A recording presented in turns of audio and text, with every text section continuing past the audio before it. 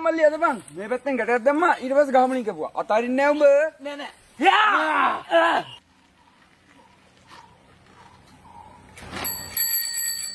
මල්ලි අද බං අද පියුම් මාම ඇවිල්ලා ලියුම් මට වෙන්න ඇති බුදුම්ම අනේ පියුම් සර් මගේ ලියුම් දෙන්න සර් මගේ ලියුම් ඔක්කොම තමුසෙටද ඈ ගන්නකො සර් තෝරලා දෙන්න එතන ජයවර්ධනලාගේ ජයවර්ධන සිරිවර්ධන දෙකකින් නමේ කැත මුලත් ලියුම් යවන්න දෙවුන් ඉන්නවා නැත්තර නේද පී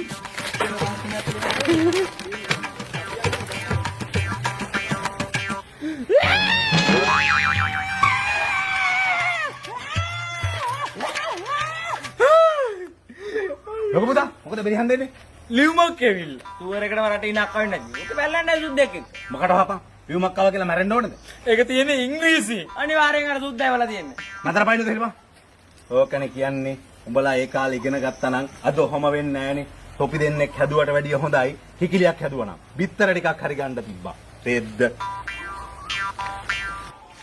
ඒයි ගමුසලා මම බිවුන කලින් බං මොකද යකෝ තෝ ගහවුඩ කරන්නේ අයියෝ කොතෝ කඹේ ඇතරියේ පියුම් මාමාව මේ ඉංග්‍රීසි ලියුමක් තියෙනවා කියවලා දියන්කෝ විකාර කතා කරන්න තෝ මම බිවුන කලින් මොඩේ මූසලේ මොඩේ ලනුවතර දාලා සිරිවර්ධන මල්ලි කොහෙද බයි යන්නේ? ඉංග්‍රීසි ලියුමක් තියෙනවා කියව ගන්න යනවා අයි හා මලකද?